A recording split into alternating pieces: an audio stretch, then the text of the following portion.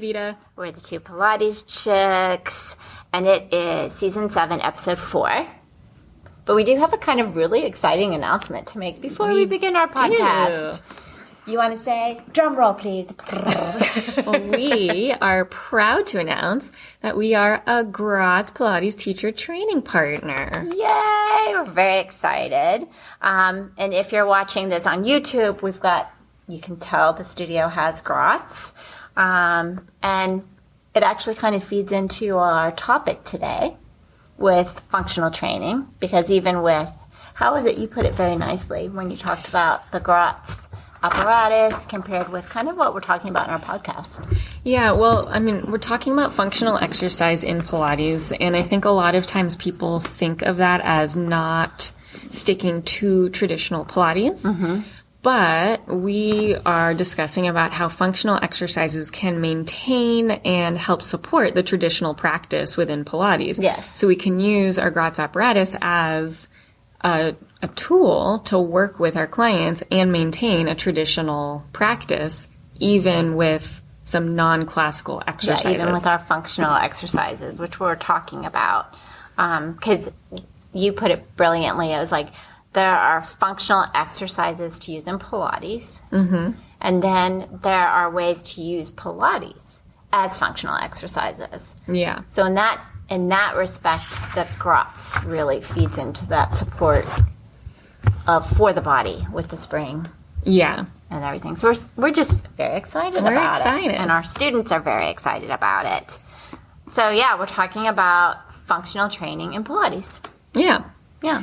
And so the idea of, we've put on some posts recently for our upcoming May workshop for the functional exercises, the idea of like, okay, so what is functional What is it? exercise? What does that mean? Because we're not talking about rehab with someone or, anything. It's really getting them back to their Pilates.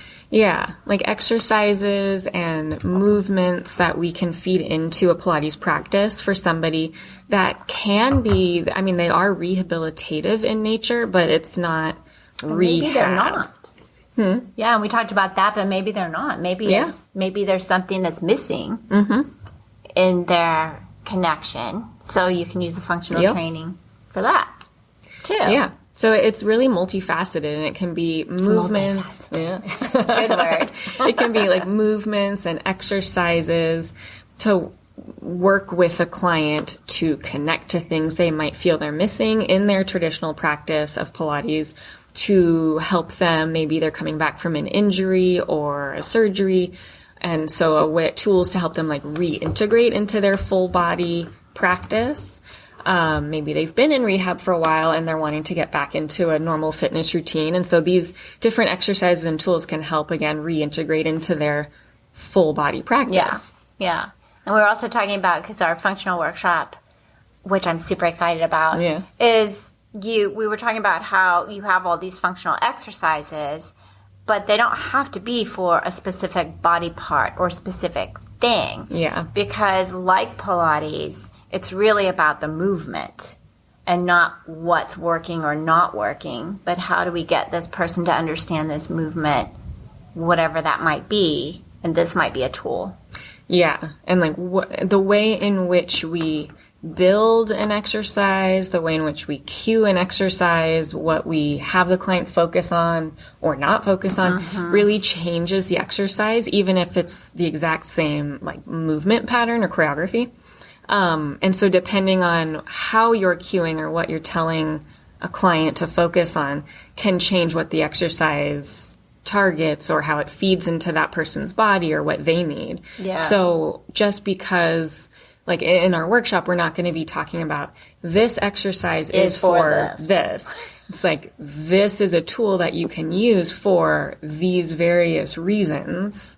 And you might, like, that's what I like about the functional exercises, is you might go, oh, this exercise that maybe you thought was for a specific thing, and you're like, oh, this would really apply to this person. Yeah. Even though it's a completely different aspect of what you're trying to do. Yeah. In terms of what you thought.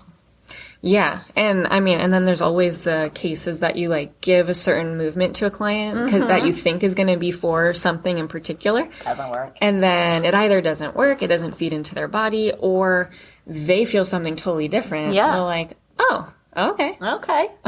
Well, and that's what we talked about also before we jumped on, was how Pilates is full body. Yeah. And we cue to the full body. And we can kind of cue, like you said, to emphasize certain things or as that person is needing something. But each person's going to feel it differently, even though it's the same exercise. Yeah. Because it is full body. So whatever's challenging for them or easy for them or a struggle, they're going to feel things differently than the person next to them or across the room or doing the same thing.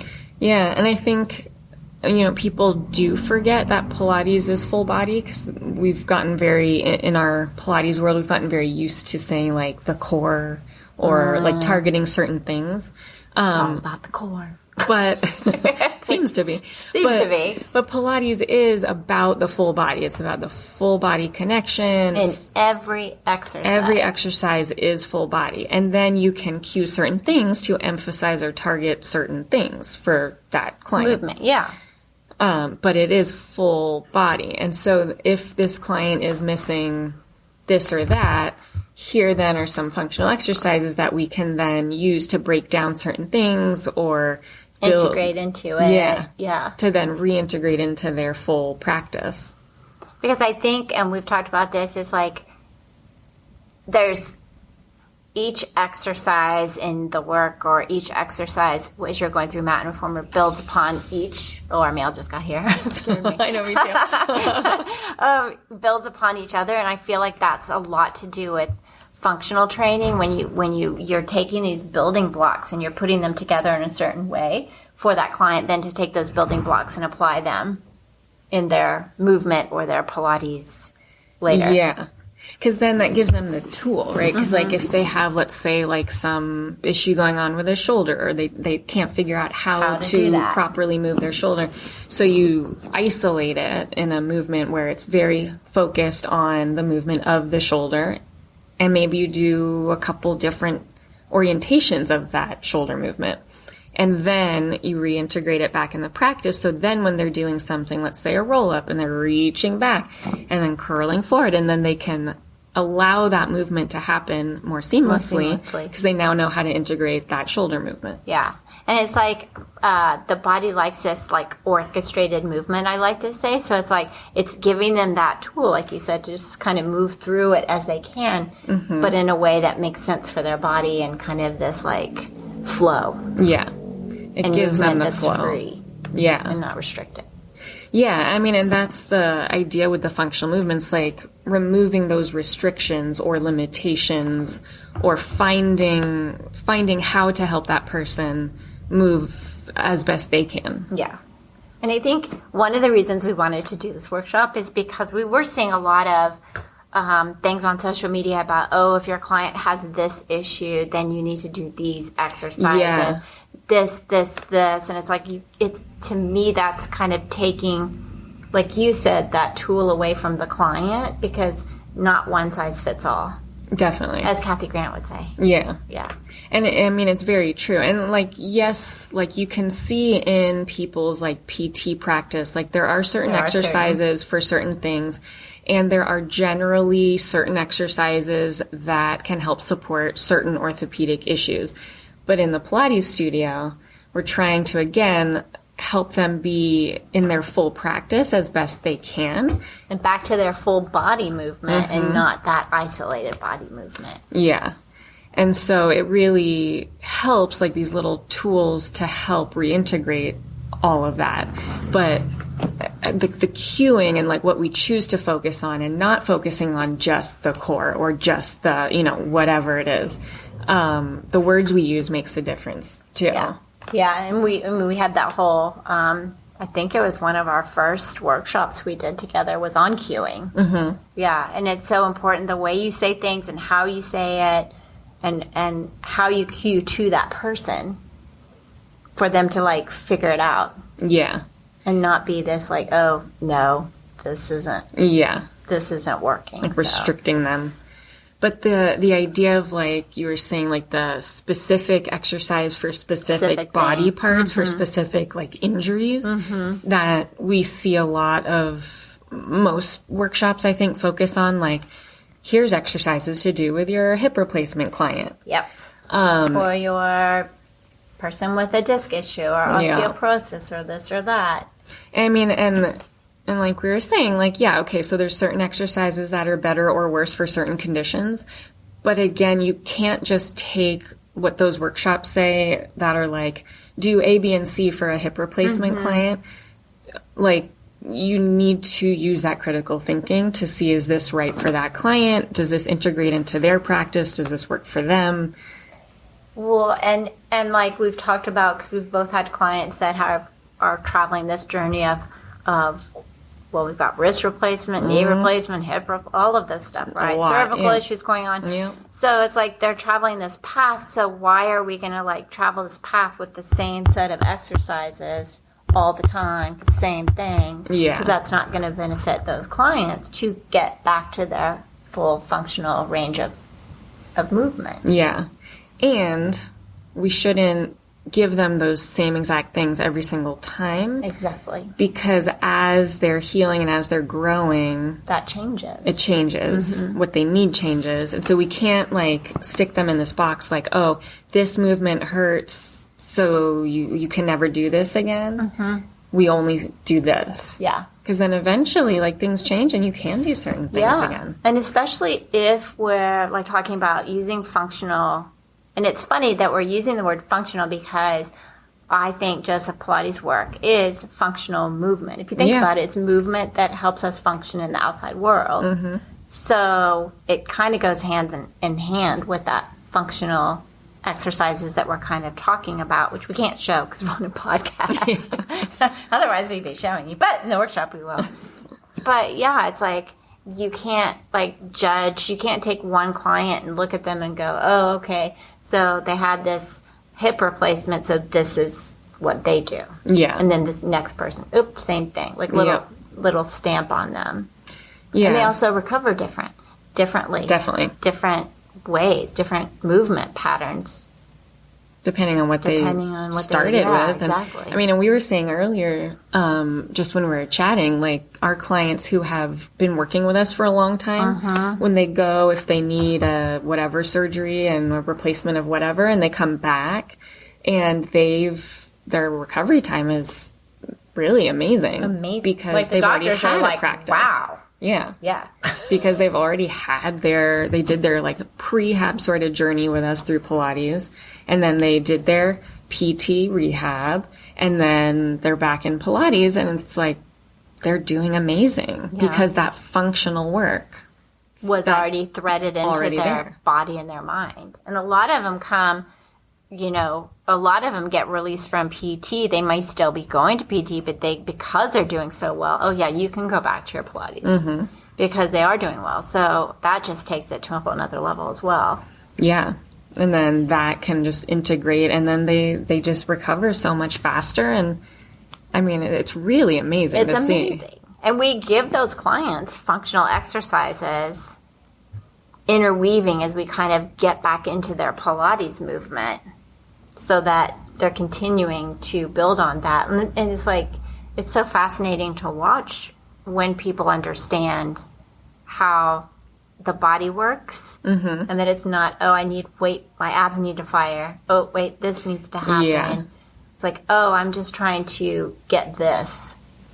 And then they feel it in the functional, and then you put them in their Pilates and they're like, oh, it's just like that. Yeah. Or vice versa. Yeah. Because then it just like clicks and it makes sense. And it really is just amazing to see people just like one things I love. Click on. Yeah. You're like, oh, but we're not sitting there and saying you have to use your core to lift here, right? We're giving you a tool to, if you can't find a certain movement or body part activation for some reason, like here's a tool to fire into that. Find something. Find that support. Find it. And then you know how to do it for yourself. I don't have to sit there and tell you what muscle to be using. It's kind of like, and I don't know if this is going off into the weeds, but people talk about balance all the time. Mm-hmm. And, I can stand on one leg for this amount of time. I can close my eyes. I'm like, well, that's great. But in the real world, that's not going to help you with balance because that's not what happens.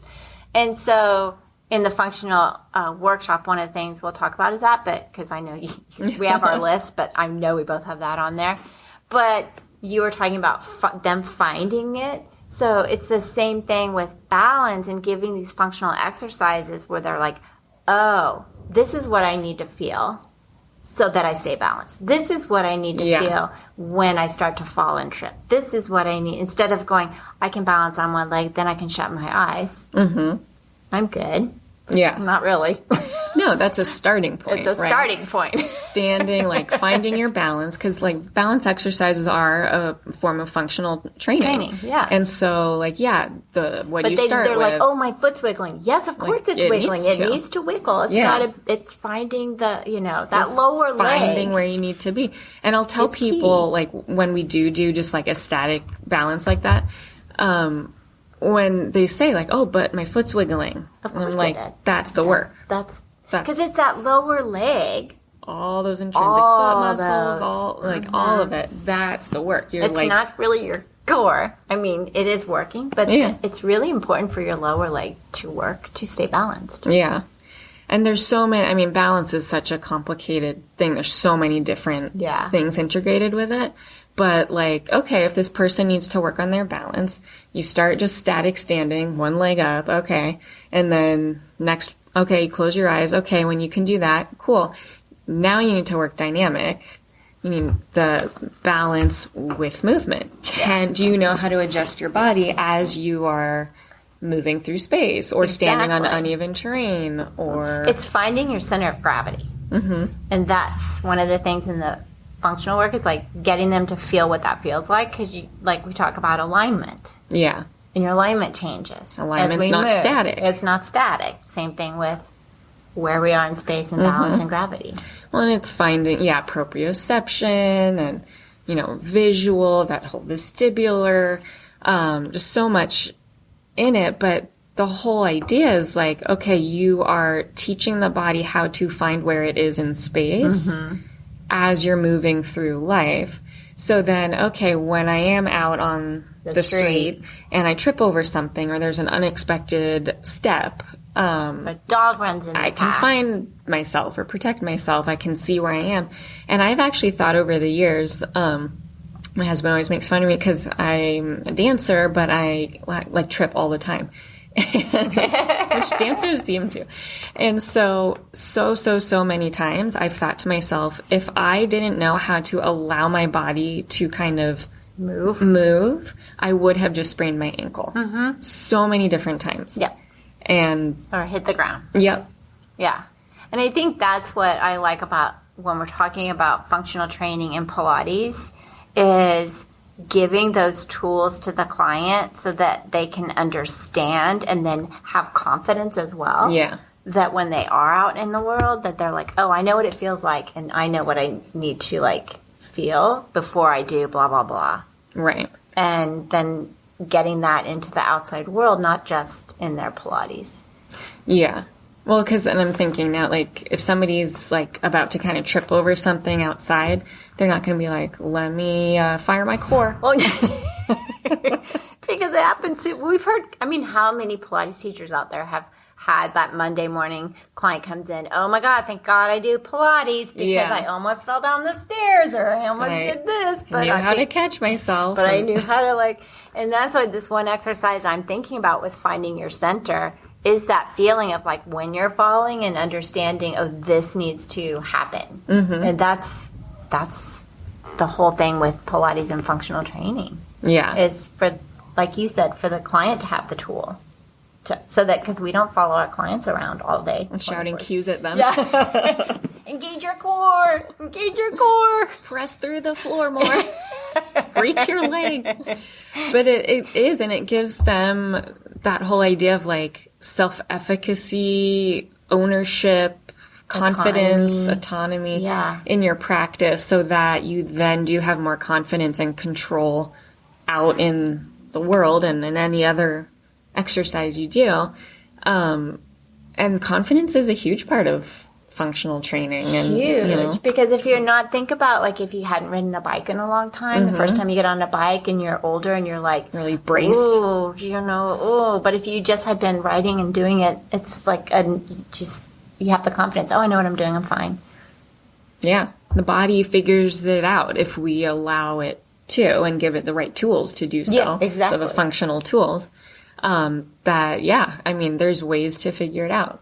Yeah. And I like when we have clients in here, I'm thinking of one in particular, Dale, where she has done some functional things. It has led to these challenge points. This confidence has built. And she's taken that confidence out into the world in just her everyday life, which is like so amazing to hear. Because like you said, if you're confident in your movement, you're confident you got this, I can do this. Yeah. Then of course it's going to go with you. Yeah. Into your day. And then you feel stronger, you feel better, then I can do this and that. I can go here. I can do this. So I think it's important to think about that aspect of our clients is like we are giving them that confidence in their ability to do things. In their movement, in their bodies. Yeah. With Pilates? Pilates. We must be wanting pie. Pilates and the functional part of it. Yeah. It's just so amazing to me because if you think about all the exercises, like we were talking about, each exercise is full body. And I think one of our students said it the other day, it's like everything's just repeated. And it is. It's repeated. These certain shapes and moves are repeated in different ways, like we talked about, in orientation of space, gravity, the springs. The different apparatus. The apparatus. And it's the same with that functional exercise. It's like you're taking these exercises that have that whatever shape, whatever connection, and it just feeds right into it. Yeah. It threads in. It just integrates. And with the goal being like at a certain point, you don't even have to think about it. It's in the body. And that's the thing with then, like we're saying, when you're on the street and if you're like about to trip or you take a step down that you didn't expect and your brain can't. Your brain's like, yeah, it fires on. You're not thinking about what you have to do. The body naturally reacts because it has those tools. It knows those feelings now. So it's there. Yeah. And it's like, I think when we talk, because you and I have done Pilates as a practice for so long. Yeah. And we both have had instances of almost falling and realizing, and not falling. But it's fascinating to like speak it, but then to feel it. Yeah. Like when you're out in the world and go, oh yeah. It is helping. It's helping. And realizing like, yeah, you can't think fast enough to respond to something happening, that it has to be just embodied. Yeah, like you said, your brain just, it's like, oh, I know what to do. Yeah. And it sends the message. And that's the other thing with the teaching the functional and talking about how it's not every one exercise for everything, is because that person's brain sends different messages than someone else's brain. Yeah. And the pattern that's like unique to them. Different movements make more sense to some than others. And, and the brain's just like firing things off. But it's a different message for each person, which is like what you were talking about cueing. Yeah. We've got to cue to that person. And so the exercises, the functional exercises and like traditional Pilates exercises in general can be cued specifically to the person and what they need. Like on, when was it when we were talking about, I think it was the other day with one of the students talking about, those flight attendant cues. Oh, so the flight attendant cues are like kind of, we talked about in one of our podcasts, we're talking about the differences between private and class. Group. Yeah. So it's like those kind of cues you go, every single person can have that same, because it's just basically choreography. But when you get to movement, and the movement for that person, then you have to cue to what you're seeing. Specific. Like, how do you make this movement fit for the person, not forcing the person to do fit that exercise. Yeah. And I think that's maybe kind of what I love about our functional training kind of talk in the workshop is we're not trying to get this functional exercise to fit this person, like we talked about a hip issue or this or that, but a tool for a person. Yeah. Lots of people that might help them in a way. Yeah. And maybe that exercise does help that hip replacement person, but it's maybe not the next one. Yeah. But it's not. Also, it could be used maybe for something else. Yeah. It's not just for... Or maybe it could connect for someone that has no issues, that wants a challenge point, but all of a sudden it's like, oh, I never realized that. Or a back issue, or whatever. Mm-hmm. It's just, it's all functional training, which means movement. It's just movement. And that's what I love about this conversation and how we came about it, because we were getting like, oh my God, again, it's like on social media, it's like, oh, this is for your bicep, this is for your ab, this is for your glute. And it's like, no, it's full body. It's full body. And okay, maybe this person does feel their bicep there and they want to target that and focus on it. And it's also working blah, blah, blah, blah. And it's also helping these other things. Yeah. And you can also use it for this other person to focus on something completely different. Mm-hmm. But I feel like, and I think you probably, because we've talked about, this is going way back in one of our podcasts with the trees. I feel like if you tell someone this is for your bicep, then that's all they're going to think about. Yeah. It's like, oh, nothing else is like in that firing conversation. On. Well, kind of like what you said earlier with like the first time somebody's using a toe corrector in Pilates. Yeah, we got to use that yesterday. And then you're like, oh no, it's not just about not your toes. Toe, like your whole they were chain shocked. Is active. Shocked. So your entire leg into your hip. Yeah. Yeah, she was just like, I loved watching her face light up, just like, oh, wow. I mean, same as a foot corrector. Like, you're not just slamming your foot to massage your foot on the thingy. You are scissoring your legs. You are in both legs. I mean, everything is firing on. So if you're telling this person, push with your foot, and they're only thinking of your foot, you're losing the entire lower whole system. Yeah, because that's a good thing to think about. Like we talk about on the foot bar. Oh, push the foot bar away. Yeah, but that's not feeding push through with the your whole, foot, right? Yeah, if it's like super simple. If you think about it, push the foot bar away. Yeah, or you say push with your foot. Yeah, totally different. Yeah, fires into the body completely different. Now people need to go on their reformer and do that. Tell their brain. Yeah, think push that. Push with your foot. See how it feels differently. And then push the foot bar all the way away. Yeah, so it is. It's like just these, like you talking about with the foot corrector. It's like, you're not thinking just that little pedal. Yeah. So fascinating. It's full body. It's full body. Oh my God. I feel like we could keep going and going. Is there anything? Oh, I think this is kind of, I don't know. How do you think, this is a question, I'm just throwing it out. Like if we think about functional training, the word functional training, and then Pilates, to me, they should be the same. Yeah, in my mind I was just thinking synonymous. Like they are. Because if you think, everyone's like, well, what is Pilates? It's like, oh, is it like yoga? Oh, is it stretching? Oh, is it this? It's like, it's functional training. Yeah. It's full body movement. Full body movement. It's functional training. Mm-hmm. That's it. It's like, hello. And that's what I think, it'll be fun in the workshop because we do get to use our lovely grots.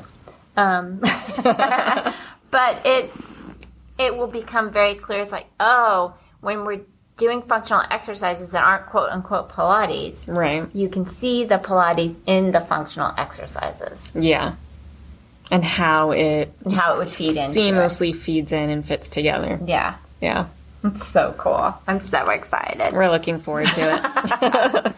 But I think the thing to remember is there's a difference, and you can elaborate more, because we kind of talked about it at the beginning and how we wanted to do the podcast, because there are like rehab and PT and these workshops that are geared towards, you need to do this for this and this, and how we decided, no, we want to go the route of more into the functional, instead of being, this is how you deal with this or that. Hip replacement.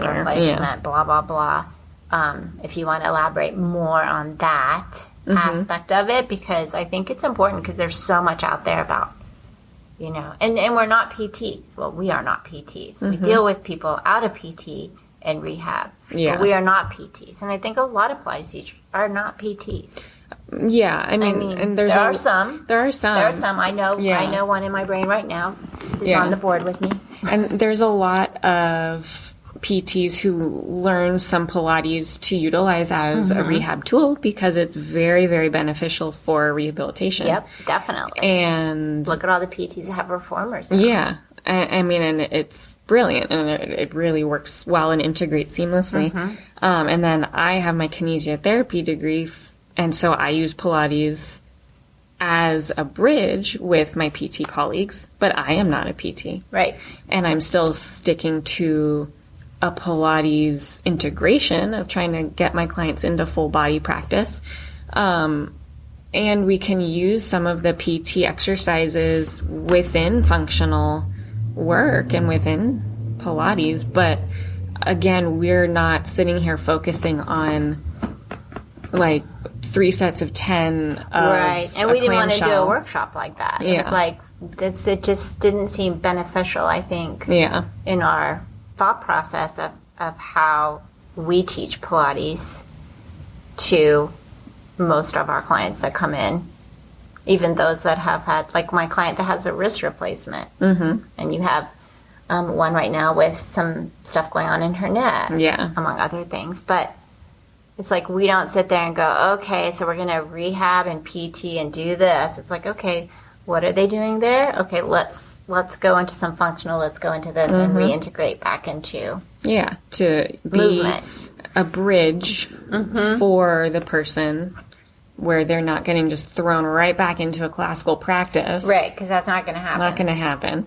But also they're also not not damaged. just exactly, not just sitting there saying, well, I can't do that. Like, and I think that's why the functional training, because it will give that teacher the confidence as a teacher, the tools to then have the confidence to know I can move use this these things for this client. Yeah. I think the worst thing, and we've both been injured, most people, and the worst thing is to feel like, oh, you can't do that anymore. Yeah. And the frustration and the, just feeling. Failure. Yeah. It's like, oh, I'm damaged now. And we don't want the clients to feel like that when they come in. No, we want them to see what they can do and support their practice. What you can do, not what you can't do. Yeah. Yeah. There we go. Yeah. Soapbox. But, on that note, since we talked about it incessantly this whole podcast, our workshop is Functional Training and Pilates, May 16th, 10 to 2, 4 CECs. Yep. And PCP. And we are recording it if you can't make it. Yeah. You can have the virtual recording. Virtual recording. Anything else? You can book it now on our website, Pilates Chicks, and upcoming events. And I think that's about it. Yeah. Yeah. And we have exciting things coming over this summer, but I don't know if we want to talk about that. But we'll just leave it there. Yeah. Yeah. And again, we're very excited about being a Gratz Pilates teacher training partner. Very excited. It's a fun collaboration. It's a nice birthday present for our birthday month. That's right. It's our birthday month. That's right. Your birthday is Saturday. Yep. And then mine is the following Thursday. Yep. We still need to pick our place for our birthday. So we need to go get cake and tea and cupcakes and fun stuff. We need just like a dessert spot where they just bring a bunch of desserts out and then we just eat. Just taste test everything. Yeah, we just taste test all If y'all have an idea of where to go, let us know. Yeah. But thank you for listening, and we'll see you next time. You'll hear us. Bye.